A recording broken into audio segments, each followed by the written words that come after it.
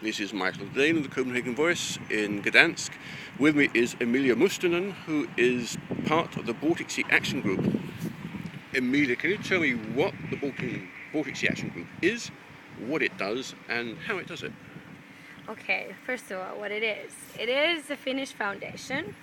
Actually, the real name of the foundation is Foundation for a Living Baltic Sea, but for clarity's sake, we use Baltic Sea Action Group because it's much more easier and it has a good abbreviation.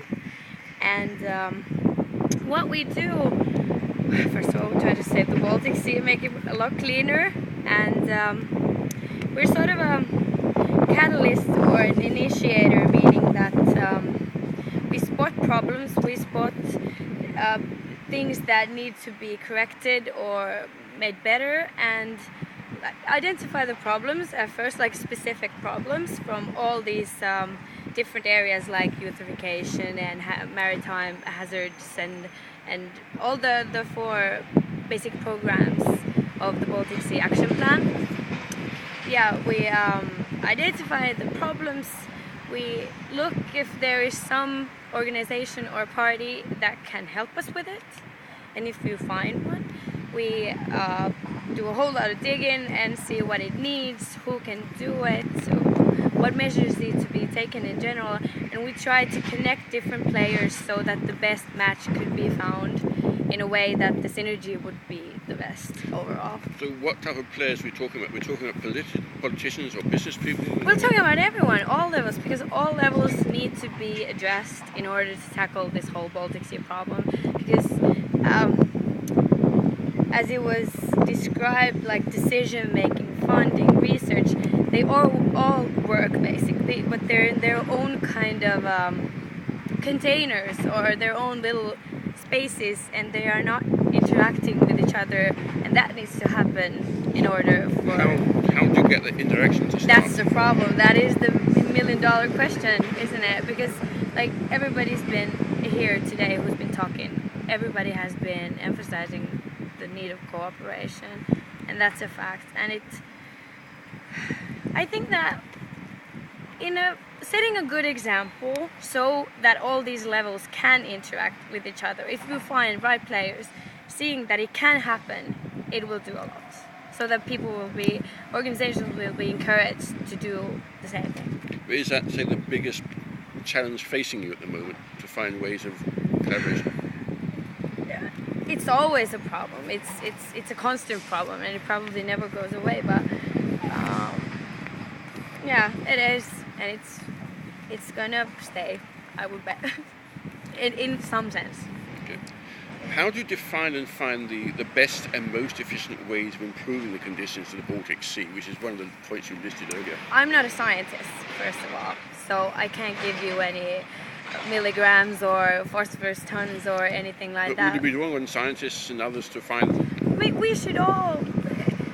One of the main things that we've been emphasizing is that everybody should do what they're best at. I don't want to go and start digging the phosphorus tons because I do not understand anything about it. But we have a certain other kind of know-how and knowledge, and we use that. So everybody should do what they're best at, and then combine together for a better solution.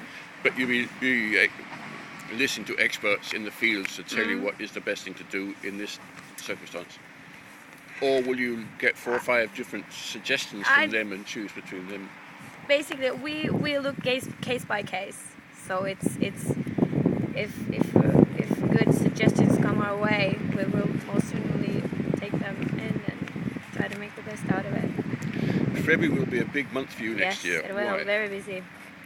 We're having a Baltic Sea Action Summit in Helsinki, February 10th, 2010.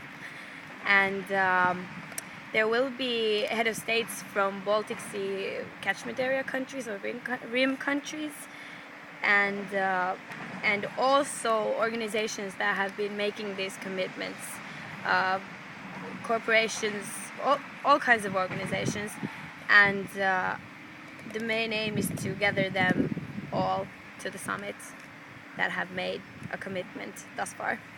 And you say make a commitment, is that money or political will? It can be anything that as long as it is tangible, as long as it is explainable, as long as it benefits really the well-being of the sea, and it has to be new in a way, so that past doings do not matter at this time. We want new and innovative and effective solutions. And so they will maybe support a project financially or with some will and see the project through. Yes, it doesn't end at the summit. Even though all these organizations and parties are making these commitments, after the summit the process goes on, because we will be monitoring and seeing how the commitments, the processes go, and help in any way we can, and maybe help in any way we can and see that they go out. How many years ahead are you looking? 5 years, 10 years? Hard to say. Let's see what happens. I maybe give you another opinion at the February 10th of 2010. Then I may know it more. Thank you. Emilia Mustonen, thank you much indeed. Thank you.